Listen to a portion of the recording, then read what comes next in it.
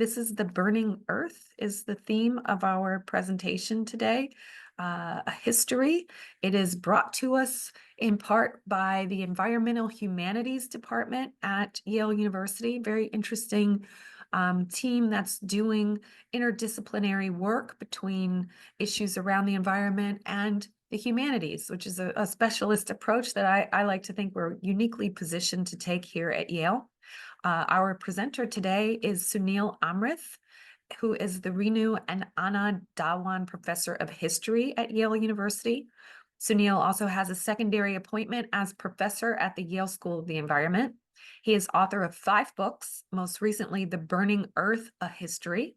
He's the recipient of multiple awards, including a 2017 MacArthur Fellowship that's known as the Genius Prize, and a 2024 Fukuoka Prize for distinguished contributions to the study of Asian cultures.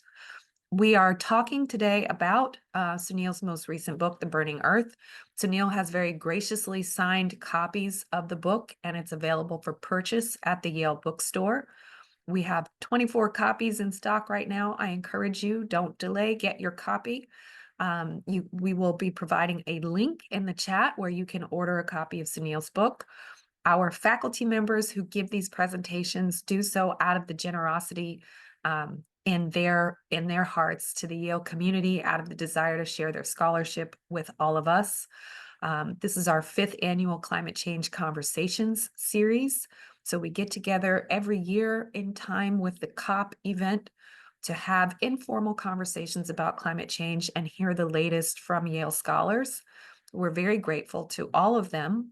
This session is the second to last session, so we have one more on Monday that we will be presenting. And Mondays is called Climate Change in the American Mind, and that will be presented by Eric Fine, who's a class of 2016 alum at the School of the Environment. So I encourage you to come back on Monday afternoon at noon. I encourage you to get a copy of Sunil's book. And with that, I'm going to turn it over to you, Sunil, to start the presentation. Thank you. Thank you so much. It's wonderful to be here with all of you. Thank you for taking this time out on your Friday. I'd like to talk about my recent book, The Burning Earth, which came out earlier in the fall, and to share some findings and some thoughts from the book with you all. It builds on about 20 years of research throughout most of my academic career to date, but it's really a Yale book. I started writing it almost the very month I arrived at Yale in the fall of 2020.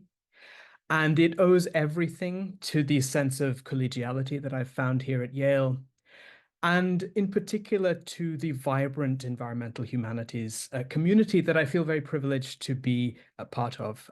This semester, I'm co-teaching with my wonderful colleague, Paul Sabin, a graduate seminar on environmental history. And Paul and I walked into the room just earlier this week and thought, there's probably no other university in the US, possibly in the world, with that concentration of brilliant young people working on questions of environmental change from a broad humanities perspective. So this is my Yale book, and I'm so particularly happy to share this with the Yale alumni community. So thank you for being here. Sometimes I think the origins of a project or the origins of a set of ideas don't become clear to us until later on. And I've come to realize that this book really had its origins more than a decade ago in the early 2010s.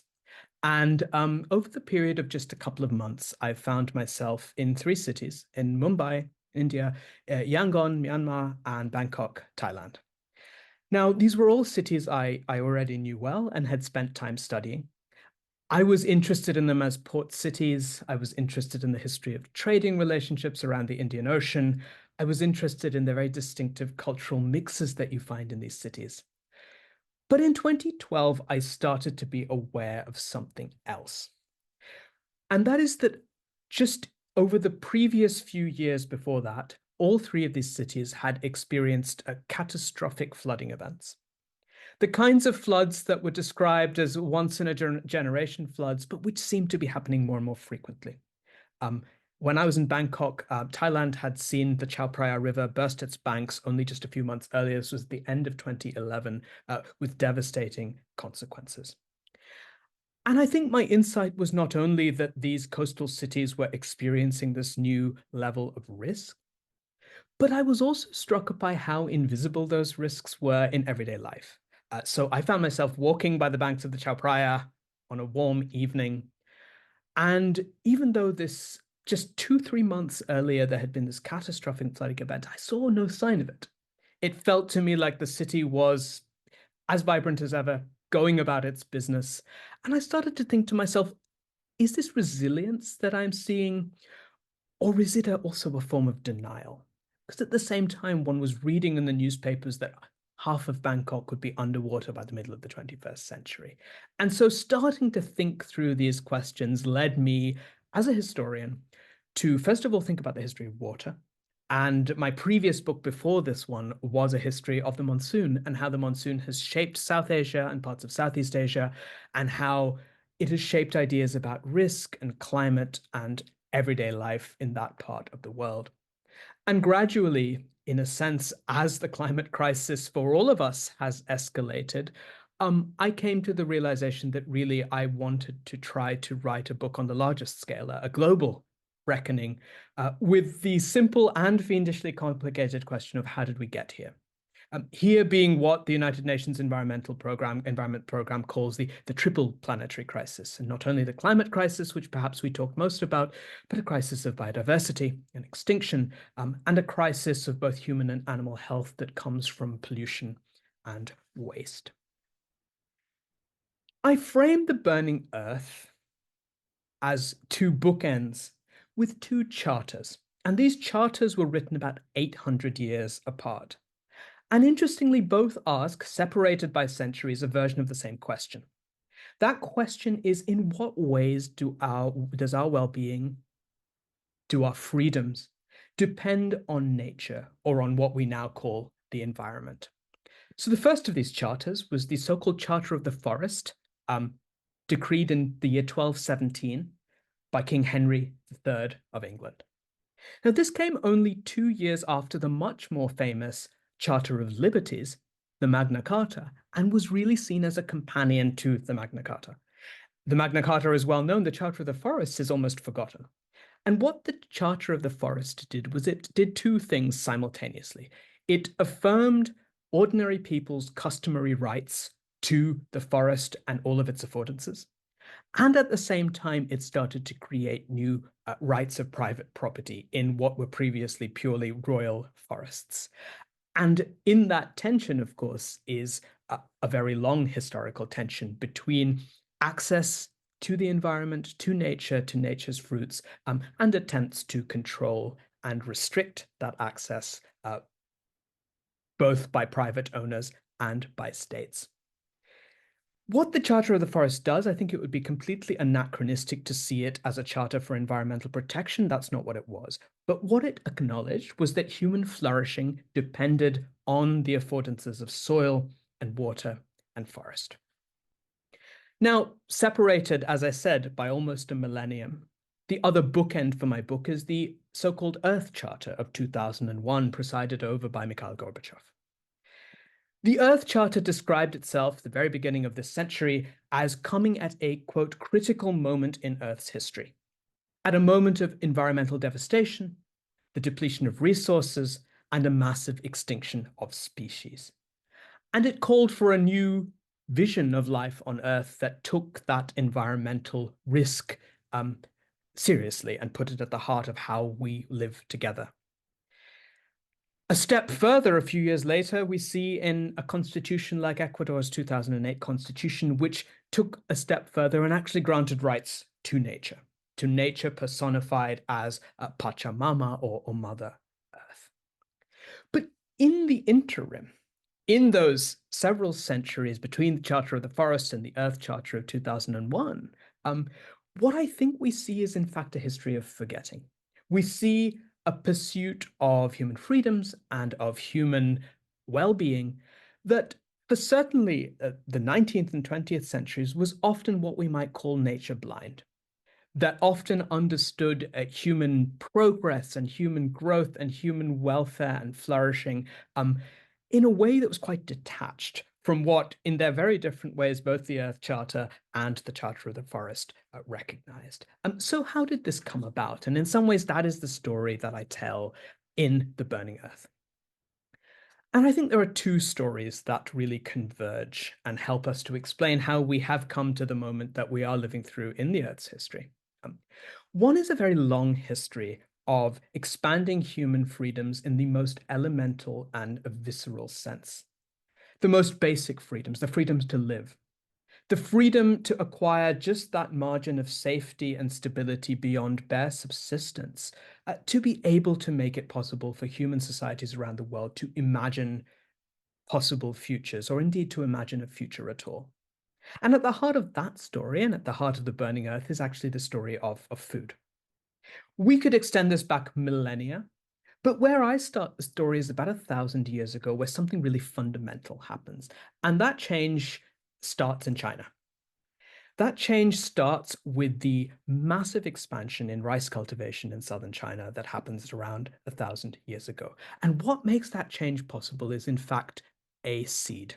It is a variety of rice that had been cultivated in central Vietnam, in what was then known as the Kingdom of Champa. And this seed is very fast ripening. This variety of rice is more hardy and can grow in a wider range of ecological conditions. And it is quite likely that this seed has made its way back through trading networks from central Vietnam to southern China informally in the hands of farmers and traders. But in the year 1012, the Chinese emperor, as a matter of imperial policy, orders 30,000 bushels of the so-called Champa rice seed to be commissioned and then distributed to farmers by an early version of agricultural extension officers. And what happens is that in just a few decades, the amount of land planted with rice in China doubles. This allows for a substantial expansion in population to the point where a third of all the people alive in the world live in China, a significant proportion of them fed by rice, more and more of them fed by this new strain of rice. Now, this agricultural revolution, I don't think that's too strong a way to put it, was not without cost. It had its winners and losers. Local nomadic people, indigenous groups were displaced by the arrival of settled farmers. Massive environmental transformation took place, including widespread deforestation. But in another way, we can see the landscapes that were created as, in their own way, relatively sustainable, self-renewing ones. And what this made possible in terms of human density, in terms of human flourishing, is incalculable. Now, this was only ever a margin of safety, as we know well from every region of the world. It's not until much, much later in history that the twin threats of famine and pandemic recede enough to allow for sustained population growth. But nevertheless, this, I do think, marks a threshold in that long history of expanding human freedoms by asserting some level of control over the environment, making the environment more habitable for human life. So that's one story I tell, and that is, in a sense, the sort of very longue durée story in my book. The other also begins with China. It begins with China's wealth. It begins with, more broadly, with Asia's wealth, which this level of cultivation made possible.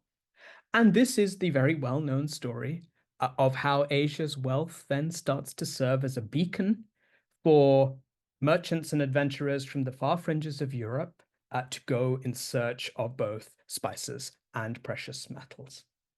Now, this inaugurates the colonization of the Americas in search of India, of course, inaugurates another moment, another path to our current predicament. And that is one in which a small minority begins to have a disproportionate impact on the transformation of the planet.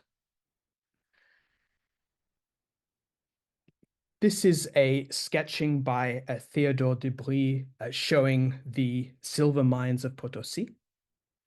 And as we now know, not least from historical DNA evidence, as well as written sources, the conditions in these mines were absolutely infernal. This is the moment where mercury starts to be used to extract the precious metals, and this left both ruined bodies of a coerced workforce and a ruined landscape. and up to a third of that silver, of course, ended up in China.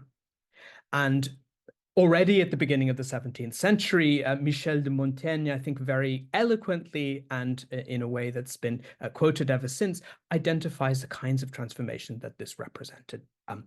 So many goodly cities ransacked and razed, so many nations destroyed. The richest, the fairest, and the best part of the world topsy-turvied, ruined, and defaced. And that is a commentary on environmental devastation as well as human devastation, all for the traffic of pearls and pepper. And that is a story that takes up a good chunk of the burning earth, told through the histories of sugar and enslavement, told through the history of gold mining in 19th century South Africa, which twinned environmental destruction with human exploitation, particularly the exploitation of unfree African labor, but also indentured workers throughout the sugar-producing islands of the Indian Ocean in the 19th century. And it's well known that in the 19th century, industrial technology and fossil energy transformed the conditions of how much environmental control human societies, or at least those with power, could assert, and how much political control those societies with those technologies could assert over others. But one of the key things I found when I was working on the Burning Earth, and one of the key arguments I make, is that really one of the most transformative things is the capacity to inflict harm and violence, and that was perhaps the most important technological innovation of all. And this brings us to New Haven. It brings us to our beloved East Rock Park, which I can actually see out of my window as I speak to you all. And this is the Eli Whitney Armory. And as you all know, New Haven, a part of New Haven's industrial success in the 19th century was as a place for the manufacture of firearms. And of all the technologies that transformed the possibilities of human life on Earth, and in particular that changed the relationship between human beings and other forms of life on this planet, I do actually think that the portable firearm looms larger than perhaps we have acknowledged. And with portable firearms came not only the capacity to inflict mass death upon animals and, of course, upon other human beings, but I think more intangibly it comes with a sense of domination and invulnerability. And if I may just quote, I could quote from so many sources, but I'll quote from an account that comes from the British colonial war against the Ndebele people of Zimbabwe towards the end of the 19th century. And a correspondent writes back to London saying, the steady pounding fire of Maxim guns produced a profound moral as well as a devastating physical effect. Part of that story we know well, but I think one of the arguments I make in The Burning Earth is that that is really entwined with our path to the climate crisis and to the planetary crisis. Strangely enough, I owe the beginnings of that insight to my son, who was at the time 8 or 9 years old. We were walking through East Rock Park.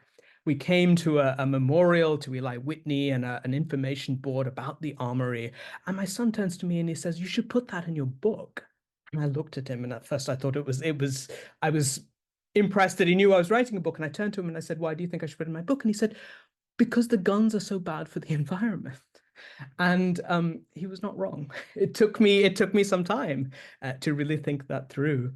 And I think it through over almost 100 pages in The Burning Earth, because what I come to emphasize in the book, which I did not think I would emphasize to such an extent, is actually the centrality of war in our path to the planetary crisis.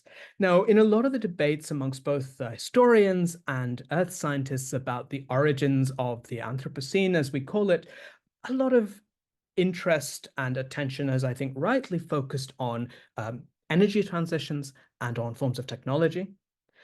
I don't think we say enough about war, because I think warfare in the 20th century in particular has been a real accelerant to the human capacity to make the kinds of environmental transformations that we are all now living with. And so the two world wars, like I said, I think I was going to mention both of them as part of one chapter. Eventually, they got a chapter each in The Burning Earth.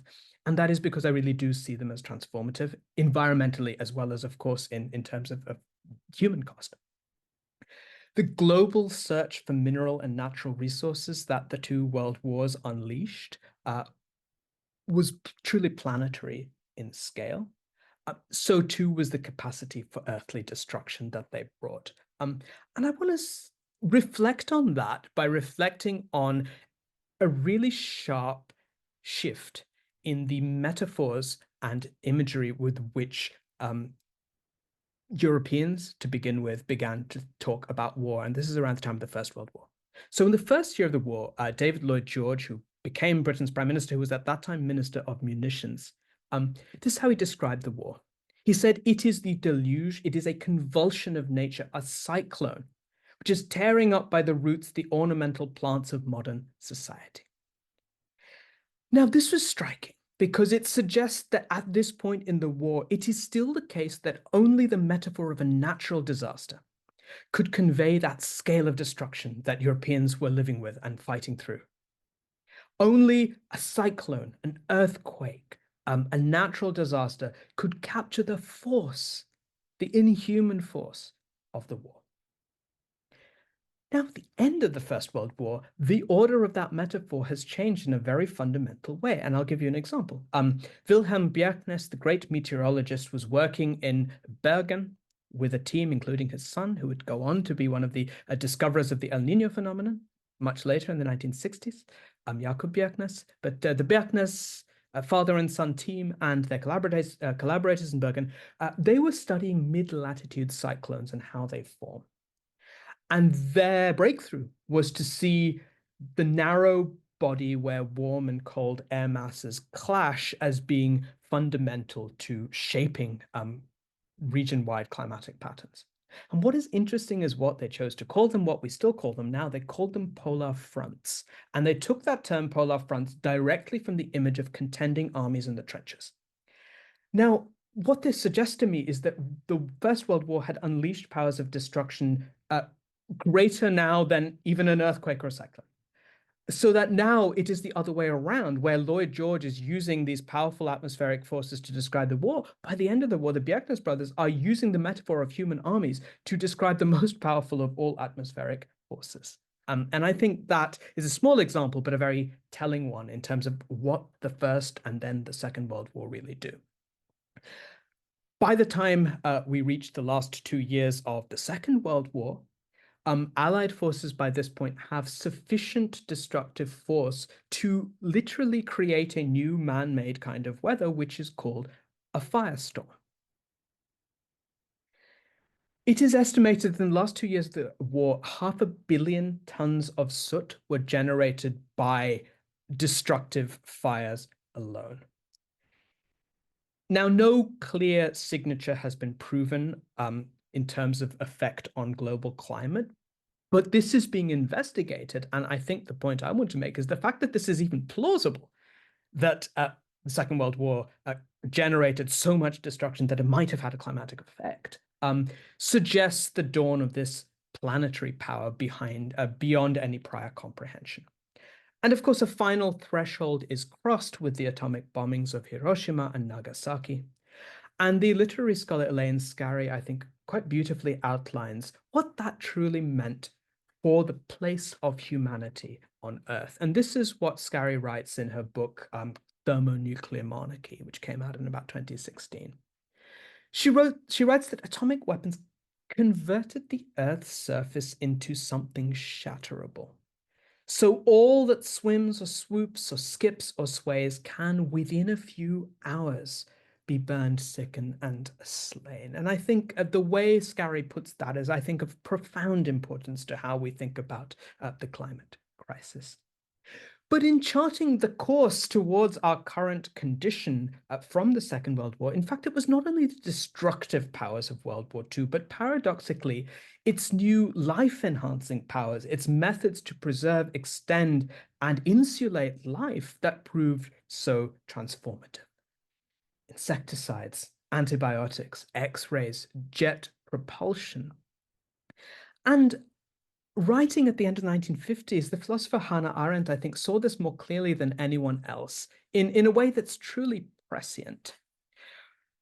Arendt was reflecting on Sputnik's orbit of the earth.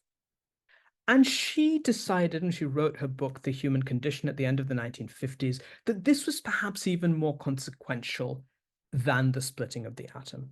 And the reason that she saw it that way was she saw space flight as what she calls a rebellion against human existence as it has been given, which could cut the last tie through which even man belongs amongst the children of nature. And this really nicely, I think, captures one particular idea of freedom, a very specific idea of freedom, never one that was very widely shared. An idea that freedom meant being free from nature altogether, being free from natural constraints. Now, we can see the legacies of that way of thinking in our world today when you think about uh, billionaires going in for cryopreservation and all sorts of projects of interplanetary colonization that are being discussed. But it was Arendt who saw this as early as 1959, this idea that what the technological and ideological and imaginative transformations of the post-war era made possible was this idea of cutting the last tie. Now, because I anchored the burning earth in the experiences of and perspectives of the global South, I would begin by suggesting that Arendt's was a very partial view. That in most of the world, cutting the last tie was a very, very distant concern, where the true concern was in fact making the earth habitable. Going back to what I suggested was the older dream, the long struggle to make this planet habitable for human flourishing.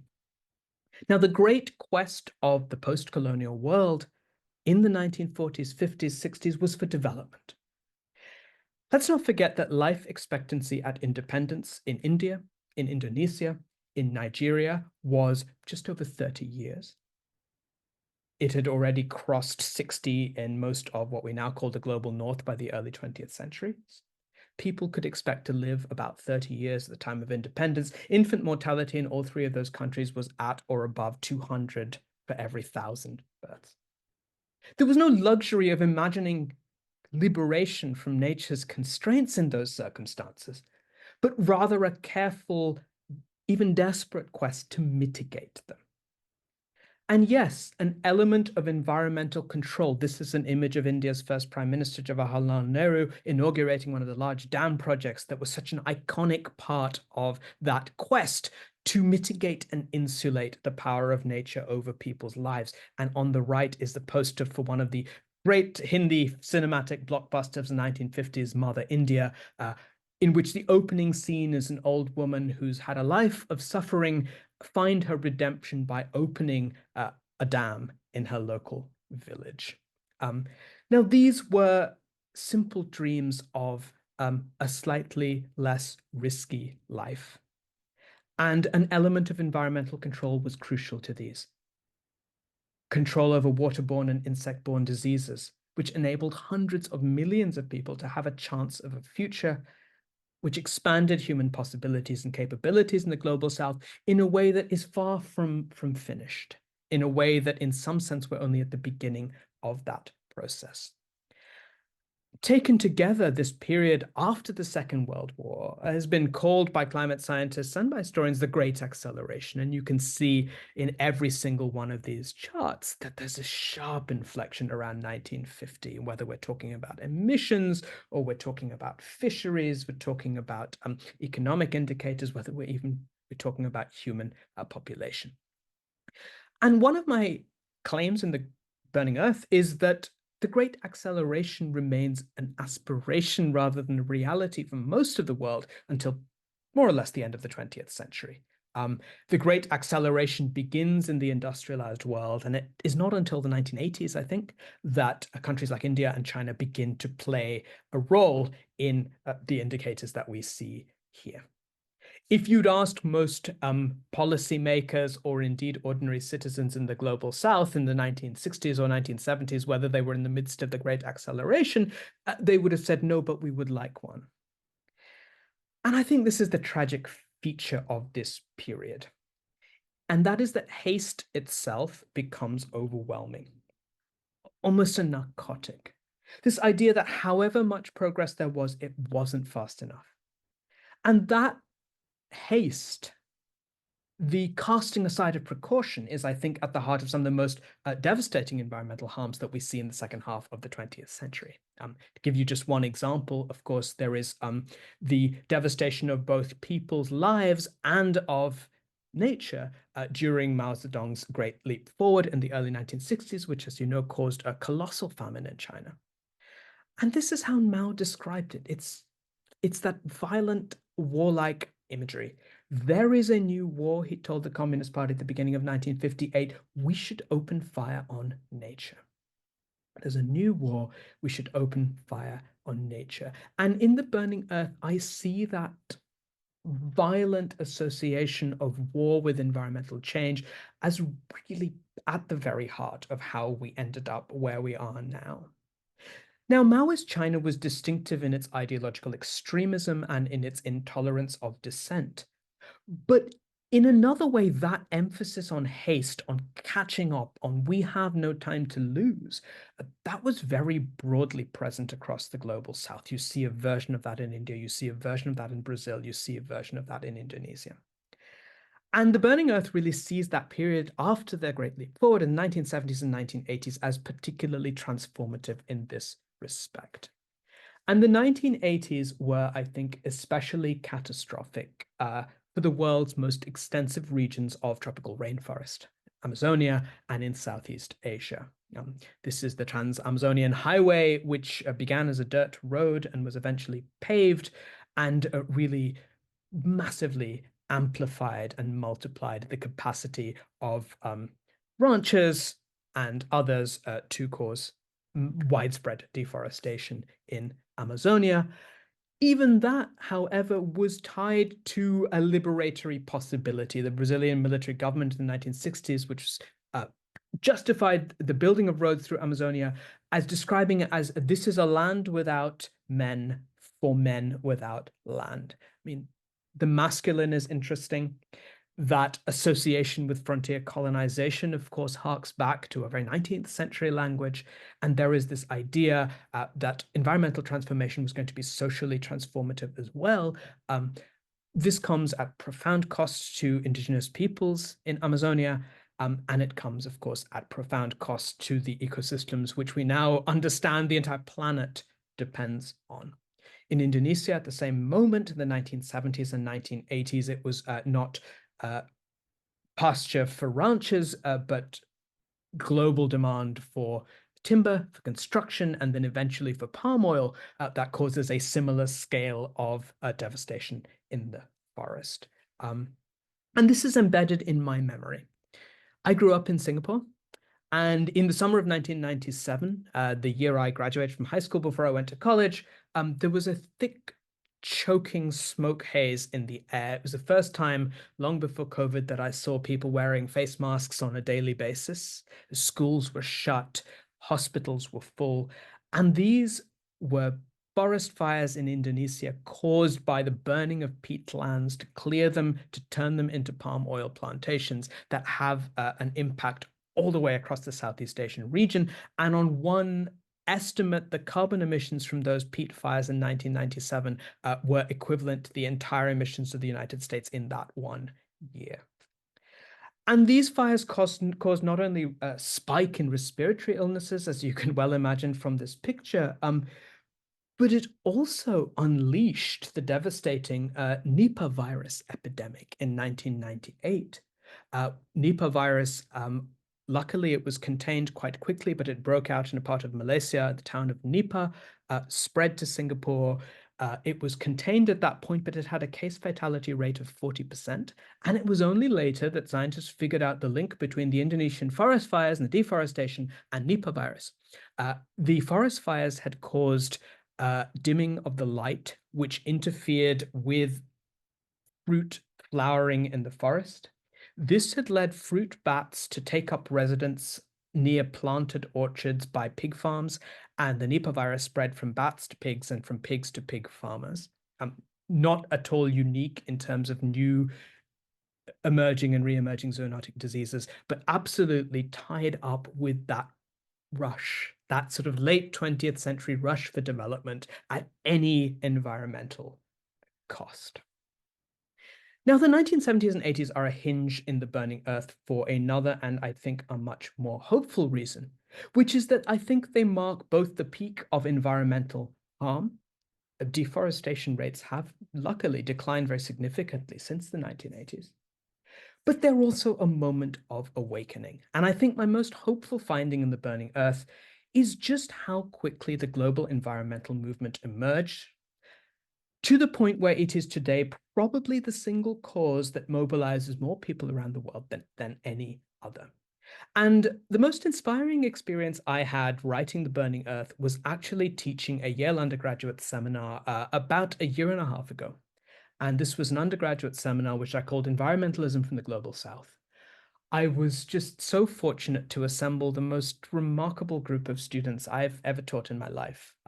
There was serendipity involved in those 15 students being in the room at that time and thinking with them while I was finishing the text of my book was really transformative for me. They brought to the table case studies from around the world, which allowed me to just sort of see the full range of voices and stories all over the world of people advocating for a more careful, a more cautious, a less violent way of living with rather than waging war on the rest of nature. And of all of the examples that I draw on in The Burning Earth, the one that stayed with me ever since I finished doing the research and since I finished writing the book is one that I'll share with you all as I come towards the end of my talk. And this was in the early to mid 2000s, a group of women in East Nusa Tenggara province in Indonesia protested the arrival of a marble mine that was not only causing, in a simple sense, environmental devastation to local landscapes, but was, I think, a more profound challenge than that. For local people, for the Moro people of East Nusa Tenggara, those landscapes were sacred. Those landscapes had profound cultural meaning. Those were places where the ancestors were buried. And the marble mine, in the way that they told the story, was disrupting the entire life of the community in the deepest sense of the word. And a group of local women took up residence outside the mine. Their only weapons were hand looms, and what they did was they wove the local cloth, which you can see people in this photograph wearing. For me, there was a profound and moving echo of Gandhian protests from India in the 1920s. And it was a movement led by women. And the reason why most of those pictured in this picture are men is, in fact, that there was an interesting reversal of gender roles where the women were protesting the mine and men were caring for the children and taking cooked food to the protesters and standing guard over the site at night. This particular protest was successful. The marble mine ceased operations and new restrictions were brought in to regulate the ways in which environmental extraction was going to take place.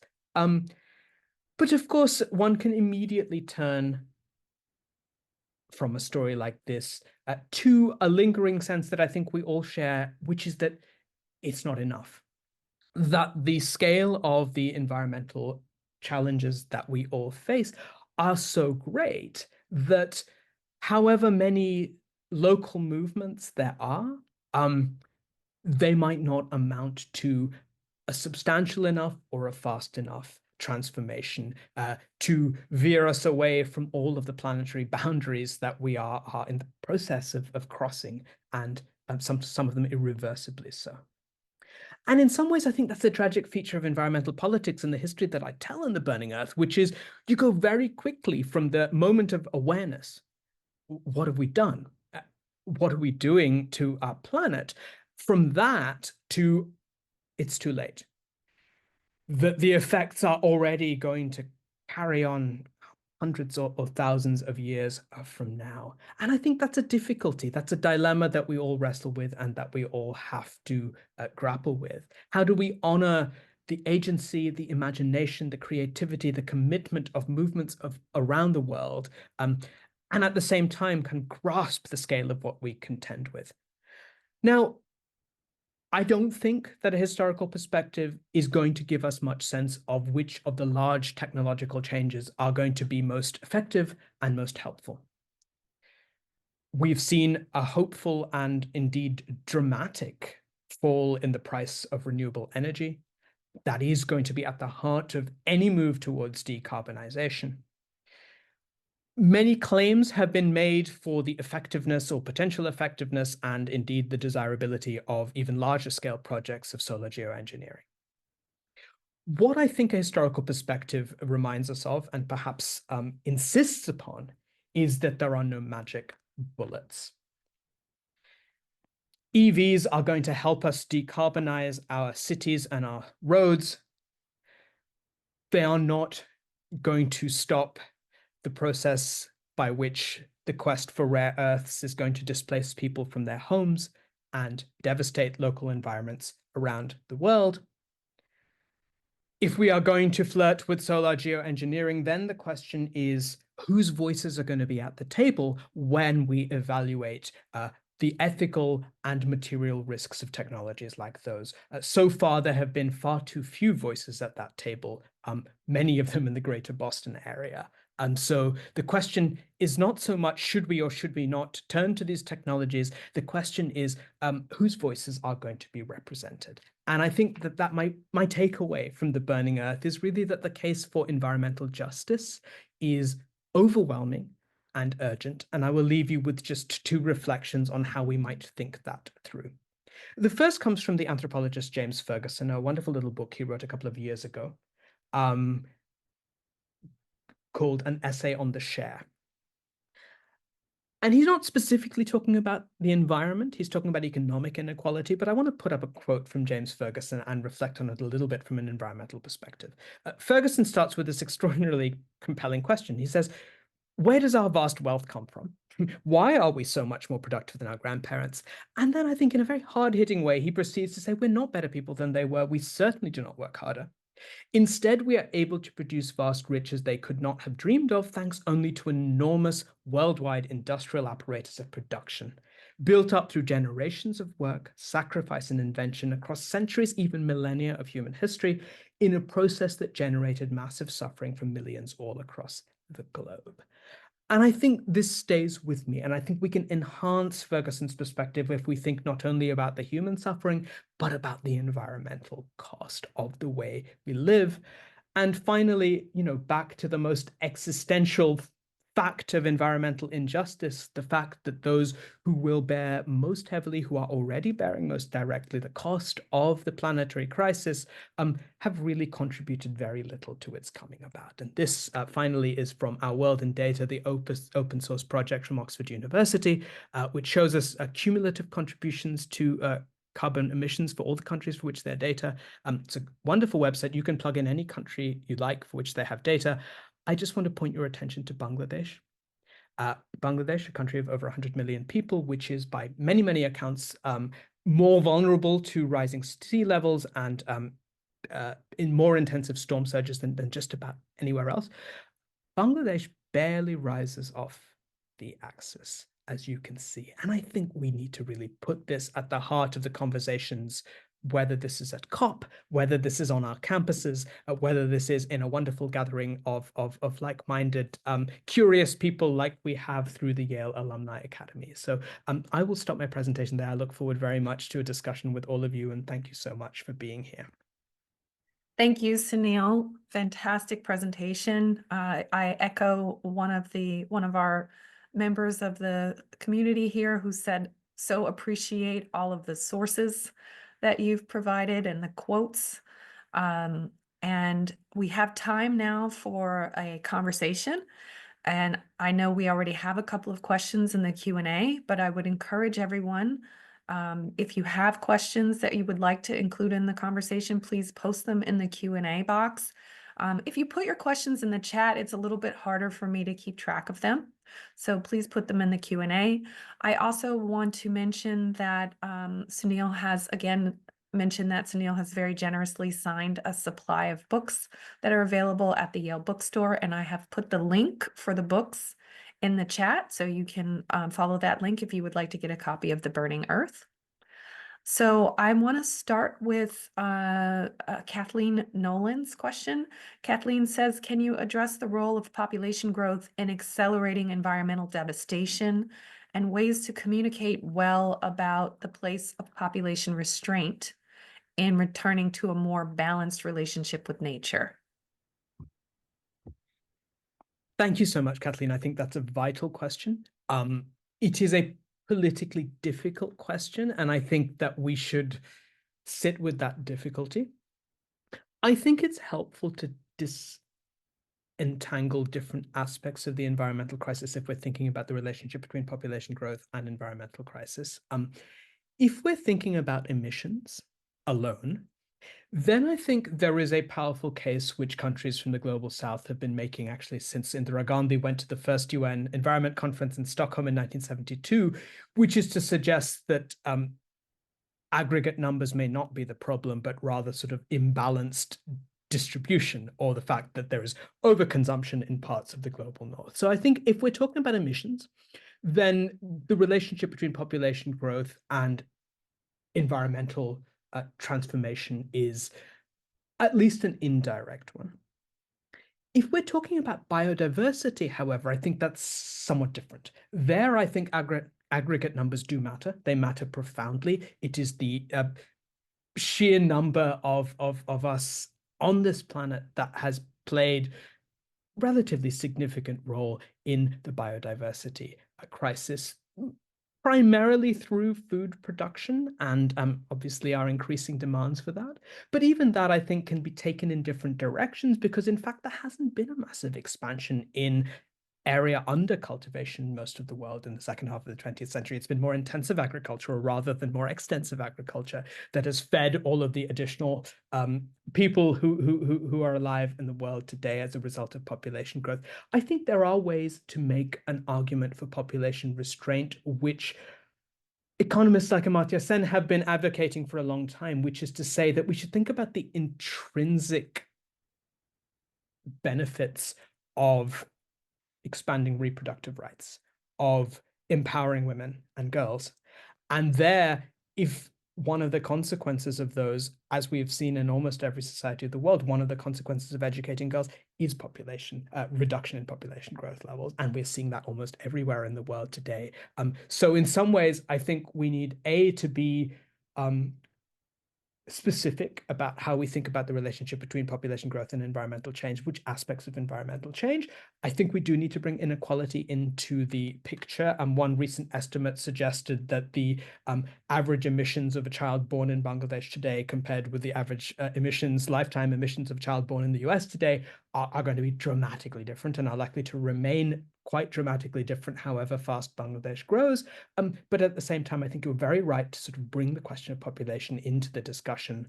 One of the things I do in the Burning Earth is I think about the debate around population, the fact that there's so many different perspectives and voices that we should probably heed when it comes to thinking about that relationship. Thank you. A lot of questions came in just now, so I want to keep going. But staying on the theme of population, Christopher asks, can you comment on the potential of environmental refugees in the near and long term? So, population growth is one thing, but movement of population from areas like, you made the point about the water levels in Bangladesh. If Bangladeshians have to find another place to live, right, that affects population distribution, which is another big issue in the climate crisis. So I wonder if you can speak on that. Thank you so much, Christopher, for that question. And it allows me to bring in a dimension of the book, which actually I didn't talk about at all. In fact, migration is a pretty central theme in The Burning Earth. And it was one that for this presentation I sort of put to one side. But I think there are two things to say. One is, if you look at the long sweep of human history, migration has been one of the most fundamental ways in which human societies have adapted to and ensured themselves against climatic disaster. And this is long before anthropogenic climate change. You can take any society, I think, in the world, and you can see that often short-term migrations have been crucial to how societies have coped with flood and drought. I think there is a widespread consensus that the effects of climate change are already stimulating migration, and that in the next 20 to 30 years, and the International Organization of Migration estimates that by 2050, more than 1 billion people will be displaced from their homes as a direct result of climate impacts. One of the things I have found in the Burning Earth, and I think one of the cautions I would have is to remember what the IPCC tells us and what other studies tell us, which is in the global north, I think some of the discussion around climate refugees is based on an implicit assumption that most of them will be coming here. And that is simply not true. I think the latest estimates are that around 80 to 90 people, 90% of those billion people who are displaced from their homes by climate change will stay within their own countries. And that they will move first and foremost to the already very large and growing cities, many of which already have infrastructures under strain. And so this is a very big question about how the megacities of the world can be made more hospitable, habitable, and safe for those who are being displaced from their homes by climate change. Those who do cross an international border are most likely to cross the closest border to where they live. And most of those borders are within the global south. And all of that comes at a time where all over the world, including this country and in Asia as well, borders are becoming ever more militarized and dangerous places. And so crossing the border or having to cross the border for safety is itself a very risky thing to do. So I think we need to think very much about the different trajectories that we're facing when it comes to the relationship between the climate crisis and migration. I also think we need to think about people who either can't or don't want to move. And I think those also, I would differentiate between those two things. One of the things that's clear to me from the research I've done on migration is that migration is not an option for everyone. And that in fact, access to migration is itself one of the biggest sources of inequality in the world. The ability to move is a resource which the poorest people in the world do not always have access to, certainly in terms of moving internationally. And so I think we will also find people who are, rather than masses of migration, we're also going to see people trapped. And the language in the international community is trapped populations, the idea of people who, despite deteriorating conditions of habitability, whether this is extremes of heat or more intensive storm surges, will not necessarily have the resources, the networks, the ability, the capital to make those moves, at least long distance moves. And then there are those who cannot imagine moving. We've seen this even in the US after some of the recent episodes of natural disaster that we have witnessed over the last decade or more. There are communities that will dig in and they will say, this is our home. We can't leave. And that, I think, is particularly powerful for indigenous communities around the world who've perhaps fought hard to retain sovereignty over their lands, etc. So I think we need to think in a complicated way about climate and migration. I think there is no question there's going to be very large-scale migration as a result of climate change. I think there is much that policymakers can and should do to start to prepare for that. But I think it's going to be quite patterned, and where people can go is more than anything else, it's a legacy of history, which is why I think a historical perspective may be helpful there too. I point to Teresa's comment. When I was born in 1960, there were about 3.5 billion people on Earth. Living with 8 billion people on Earth is problematic. And I note that in Teresa's words, it's problematic, but I know that there are many different sides on that point of view, right? So there are viewpoints that say it's actually not problematic, it's doable. There are those who, the sort of political debates in the times that we're living in now are about declining populations and the effect of declining populations on economic factors, right? And then there's a knock-on effect from that of competition for resources and whether or not that stokes wars and conflicts that then push people out of their countries. So it's not so simple as how many people are on Earth or where are they distributed. This is a web of factors that are related, right?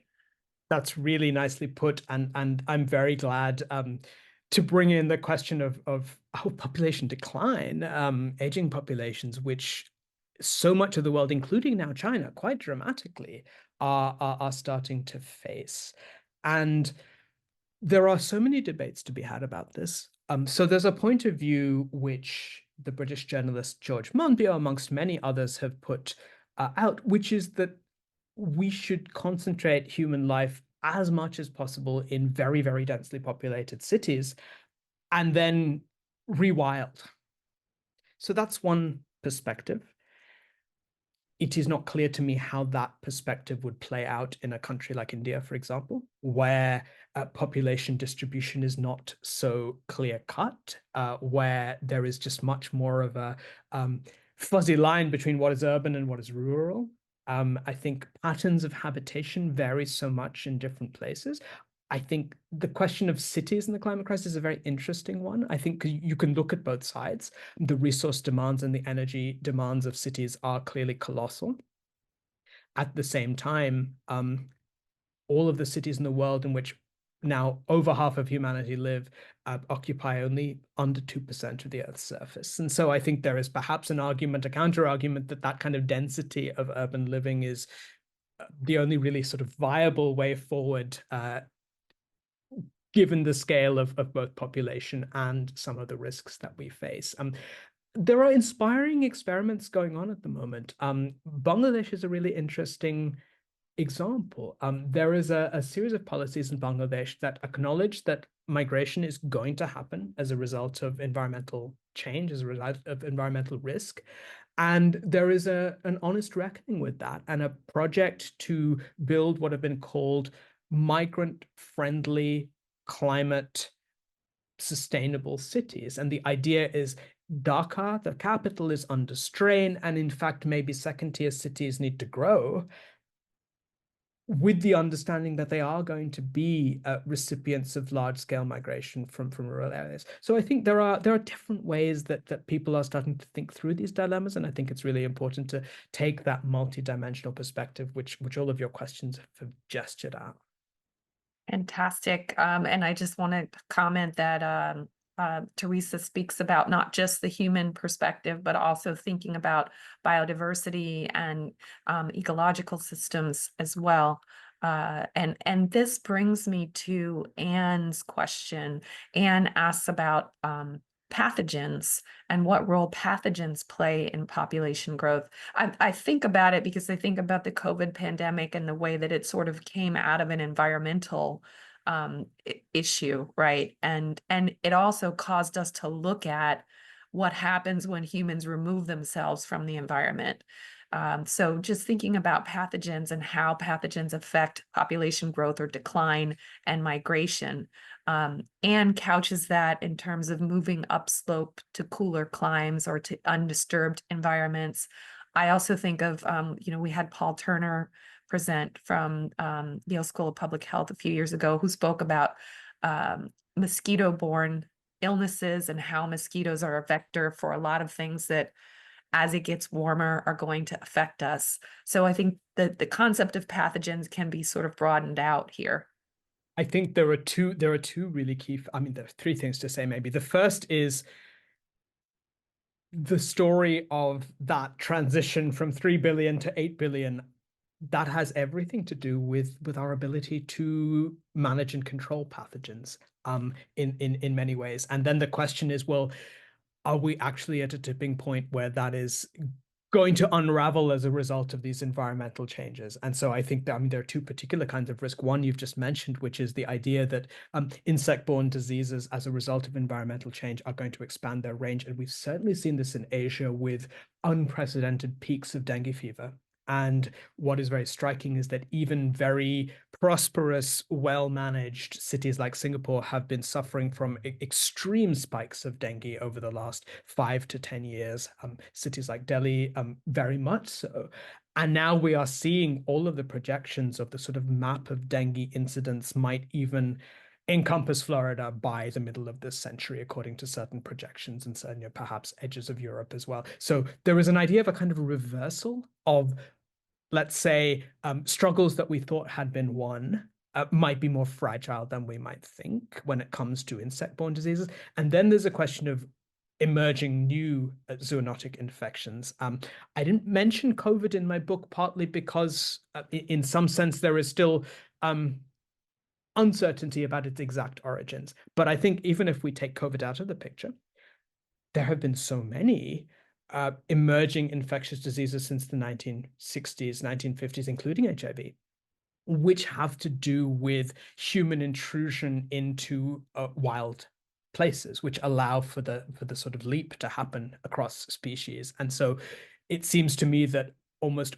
all infectious disease scientists are profoundly worried about the prospect for future pandemics, and the sense that, as devastating as, of course, it was to people all over the world and to many of us here, uh, COVID was, relatively speaking, less had a much lower fatality rate than other pandemics have had in the past, and that which some infectious diseases experts fear that future pandemics might carry. Okay, we have a lot of questions sort of clustering around political topics and issues, a lot of questions clustering around sort of human behavioral change. But the sort of juiciest one that I'm going to go with next, and I'm going to try to get to all of your questions as best as I can.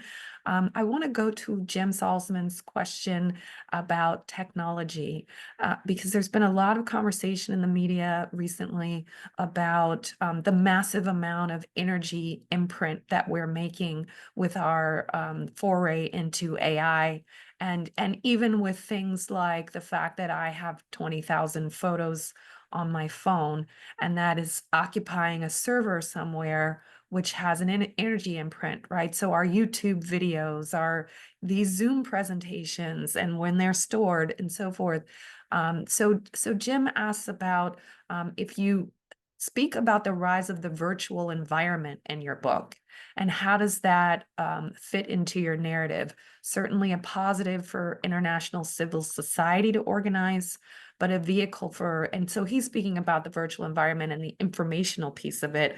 I'm going to parse that out when we talk about the politics, and I want to just focus on the sort of the energy impact of AI, of cryptocurrency, of the rise of the digital environment as a place that we live in.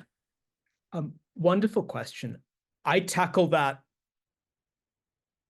hardly at all in the book. I mean, partly because by the time the book had gone to press, by the time we've had the dramatic kind of innovations and expansions in AI just over the last 12 months. But there is an element that I do end with this idea that the digital economy is multifaceted and that it is making these huge demands. I mean, I saw actually in Yale News, which I think many of you will also receive, a piece of research coming out of Yale suggesting that AI is going to account for 4 to 5% of global electricity use by 2026. And so absolutely, I mean, this is going to have an enormous impact on our energy use. And I think it also has all sorts of exciting potential applications for environmental protection. And I think how we pass those things, I'm sort of amazed by some of the initiatives that have been used in terms of using machine learning, for example, to slow rates of deforestation. There's an amazing project which puts microphones in the forest canopy and entirely through machine learning, signs of danger, whether that's chainsaws or perhaps signs of hope, like the presence of endangered species, immediately then sort of alerts those who are trying to protect these ecosystems. And so on the whole, I think that this is going to intensify our energy demand. It is going to sharpen the dilemmas we have about who we live in a world where I think AI, as has been widely discussed, is going to create yet more and new inequalities amongst different societies and within each of our societies. So then the question is, is this actually going to widen some of the gaps that we have already been seeing, that we've been seeing for a century in terms of people's access to energy, in terms of, whose priorities are determining our patterns of energy use. So I mean, I will leave it there, except to say that I think it's an urgent question and one we should all be sort of thinking about. Okay, thank you. Let's go from there into the kind of political questions that folks are asking. Jim's second half of his question is thinking about the rise of certain kinds of technologies and the virtual environment as a vehicle for environmental disinformation. And there are a number of folks who have asked, with the current administration coming in, how do we stay active and convince people to believe that this is an issue?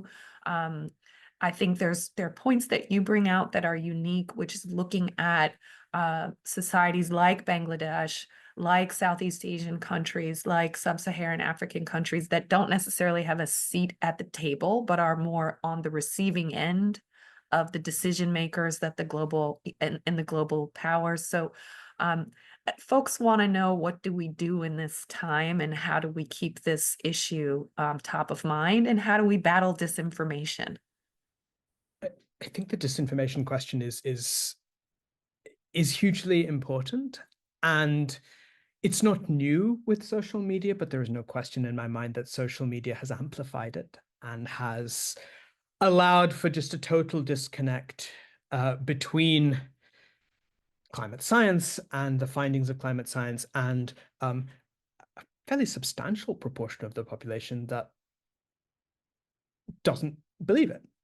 And I think the best we can do in these current circumstances, I think, is to continue to build coalitions to the best of our ability. I believe that if we're in a situation where the federal government is not going to be doing a lot for environmental protection, I think large US cities remain committed to both the research and to policy innovations. Networks of cities internationally, I think, have started to do a lot. I mean, it's often city mayors as much as national leaders that have really been sort of taking the lead in terms of some of the climate conversations that have to be had, not least when it comes to questions like migration. So I think that we should find other scales of collaboration and activity as best we can. I would say something else, which is in some ways the climate disinformation is, I think, a uniquely American problem, and that is one that we will need to sort of confront within our polity and our society. Straightforward climate change denial is very, very uncommon in most of the world, certainly in Asia and certainly in Europe. And that's true under authoritarian governments. It's true under more democratic governments. I think there is something very distinctive about the nature of the disinformation that is here, which we can get into how we might explain that, but I think it is quite specific. Even the most authoritarian governments in Asia, for example, do not question the reality of climate change and probably don't even question the need to do something fundamental about it. So I do feel there's also in some ways a kind of gap opening up between the US and many, many other parts of the world. And perhaps those of us who really do care about these issues here in the US would do well to make those connections outside and to be thinking and talking and working together with our counterparts, whether we're scholars or as citizens or as policymakers, who are approaching this from different perspectives and also different contexts around the world. I think that's a perfect setup for Ellen's question.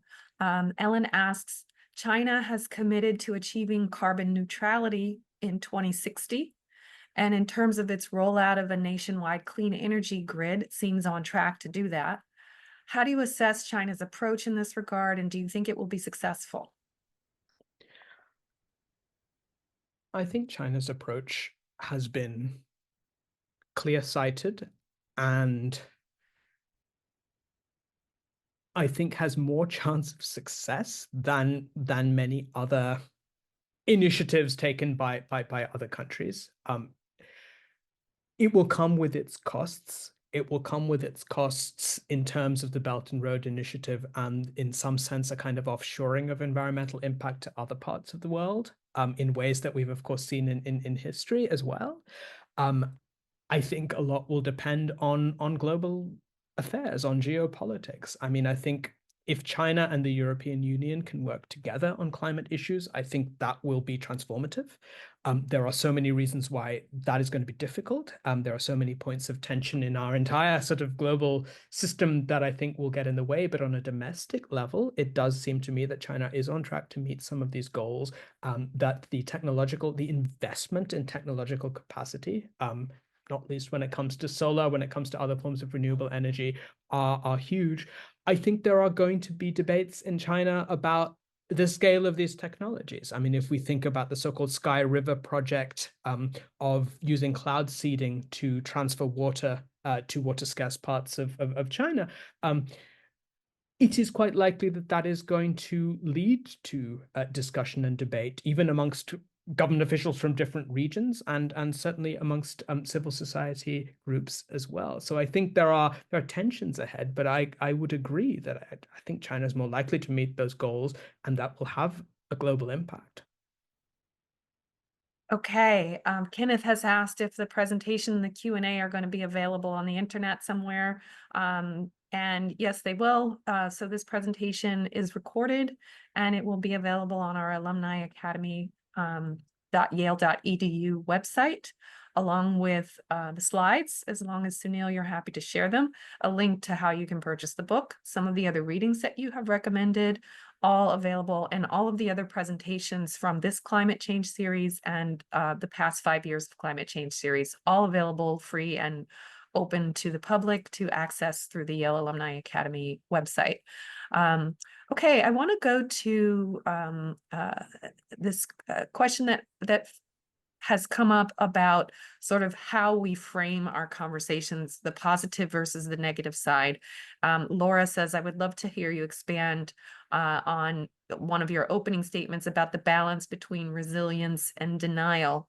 And Anne says, when thinking about effective communication, where do you think the balance should be between those, the positive framing and the capacity to fix versus making people clear of the danger that we face?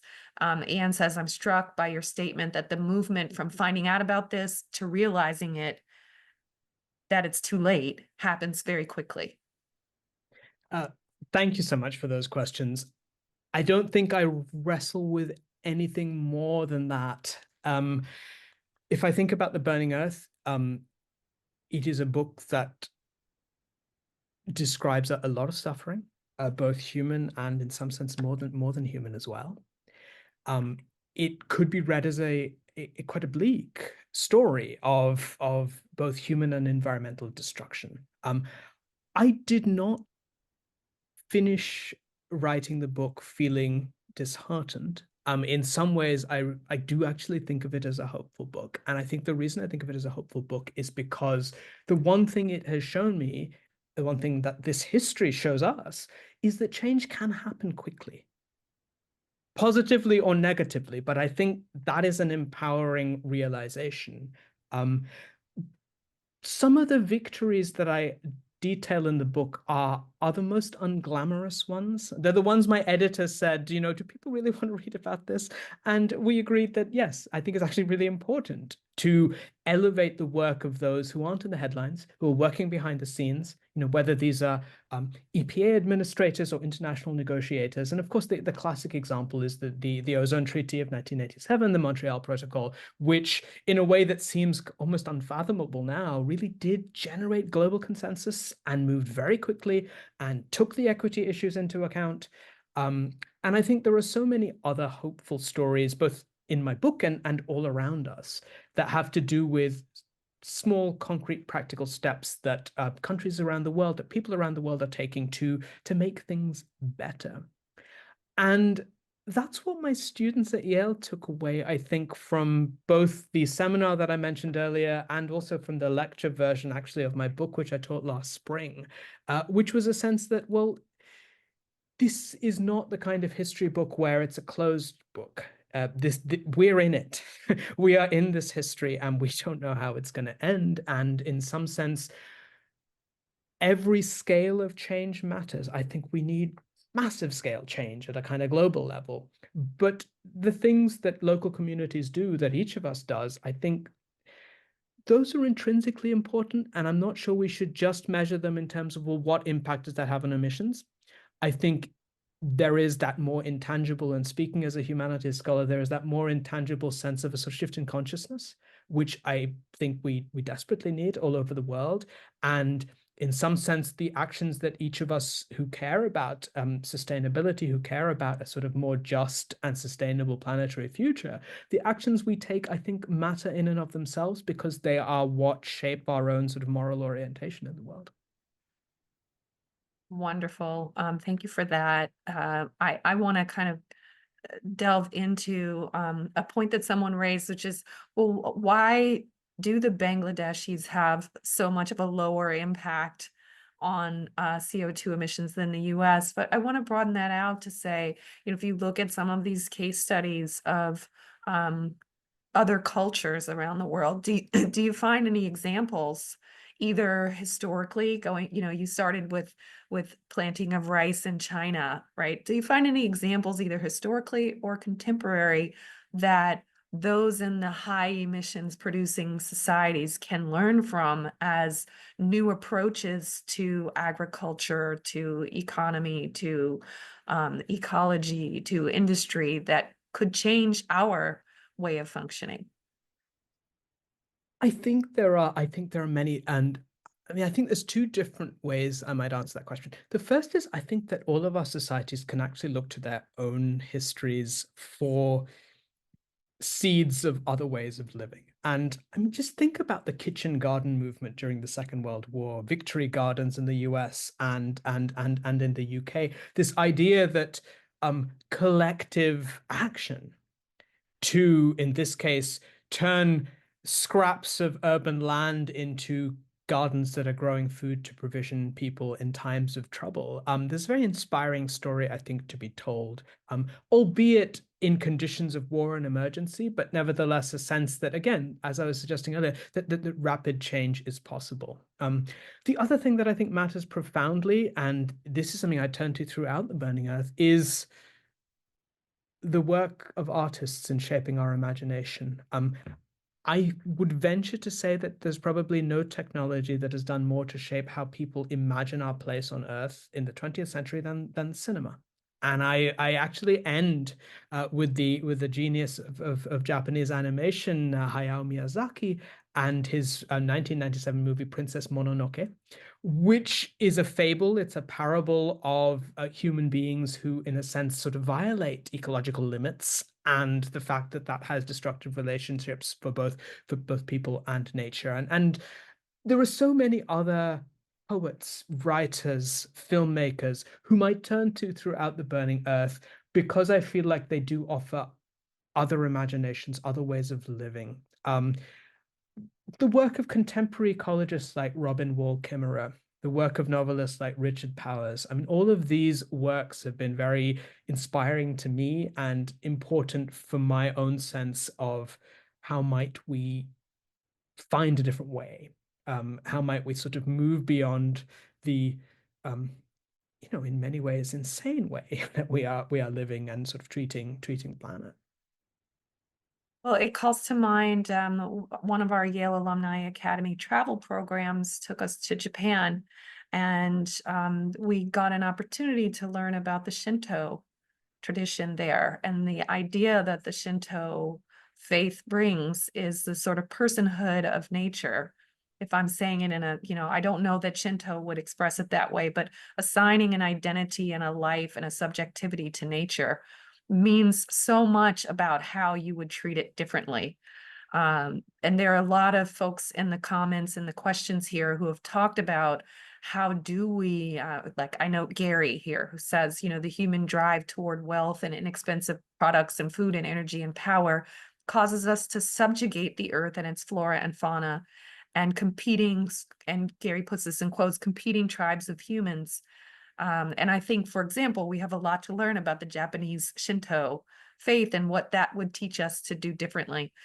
So Gary's question is how, it's a big question. And I think you're touching on it in many ways, but in this context, how do we convince humans to take care of the earth for the long term? I think that will have to come from so many sources. I'm really interesting to hear you talk about the question of sort of Shinto cosmology. I think we see this in Latin America with, with the Ecuadorian Constitution of 2008 and the rights of nature movement, which hasn't really caught on here in the US, but which actually has in different parts of the world. I had the amazing experience of being able to visit the Wanganui River in New Zealand, which is the first river in the world to be granted legal personhood.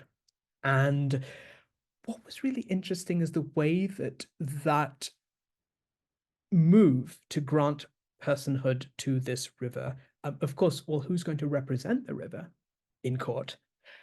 The river was appointed two guardians, one government guardian and one indigenous guardian, a Maori guardian.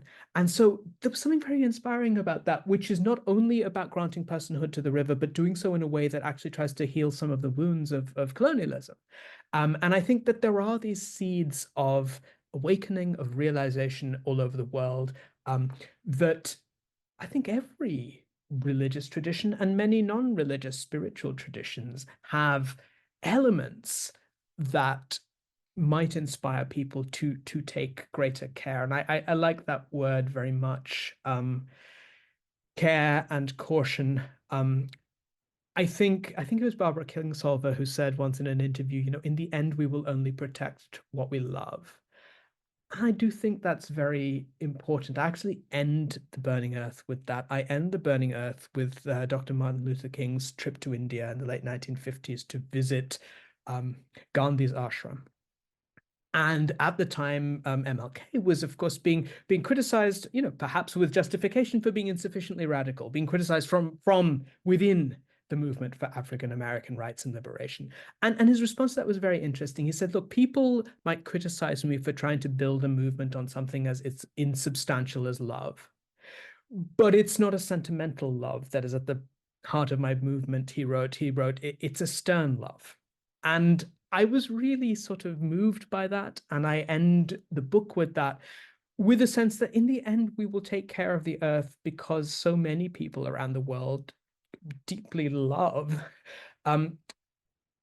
not just the communities that they live in, but the landscapes that they live in, the other creatures, the birds, the sort of entire human and more than human world. I mean, I think in some ways there's such a disconnect that if we take a global perspective, we can tell a story of how we have been completely alienated from the earth, that we allow this vast amount of destruction to take place with impunity.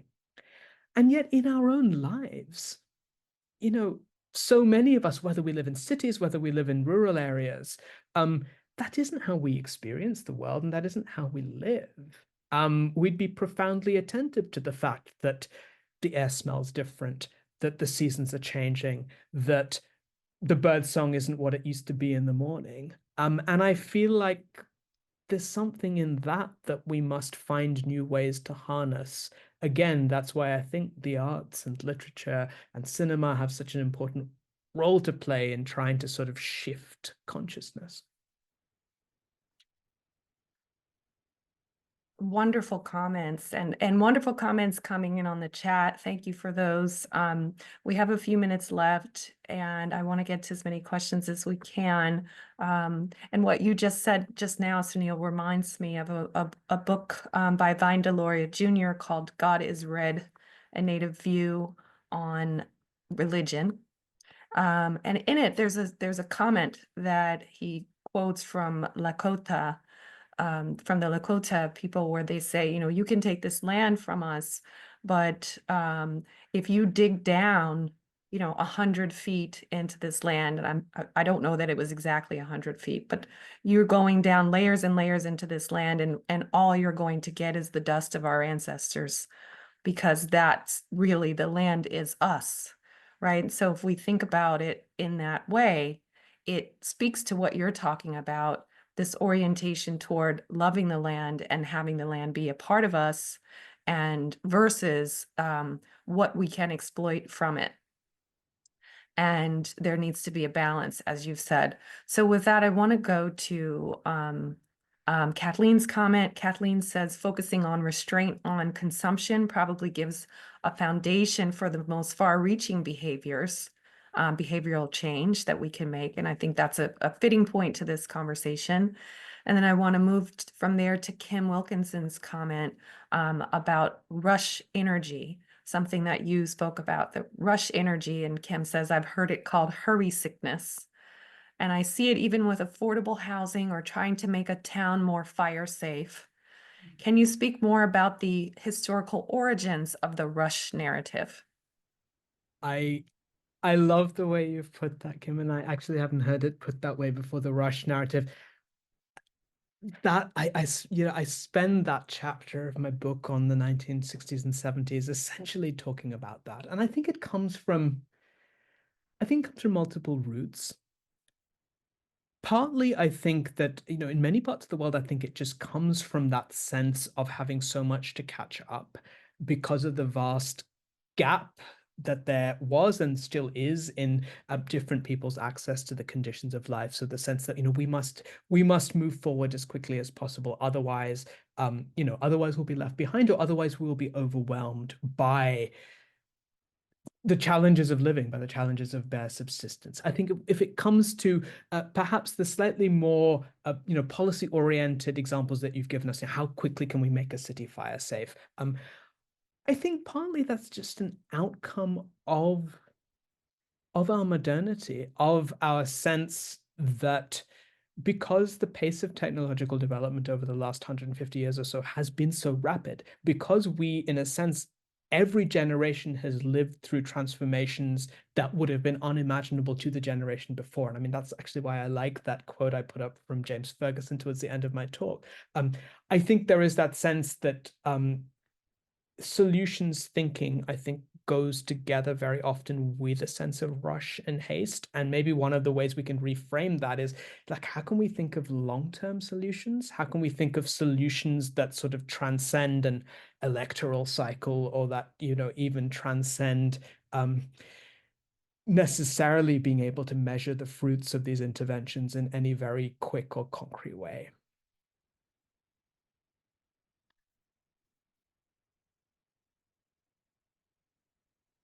Going to different places. Okay, here we go. Just trying to unmute.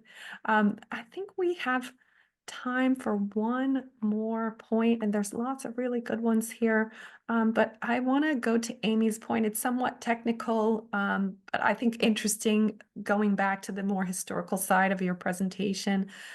Amy says that I appreciate the info on how the use of firearms affected human history. Another powerful item to consider is the horse collar. I was visiting the Carriage Museum in Ocala, and the owner stated that the horse collar initiated more agrarian societies as well as mass transportation. And I found this statement very powerful, given its many long-term effects on humanity in many parts of the world. So Amy just wanted to mention that, but I thought it was an interesting point to raise. And I think with that, we're at time. So many great questions. What a wonderful conversation.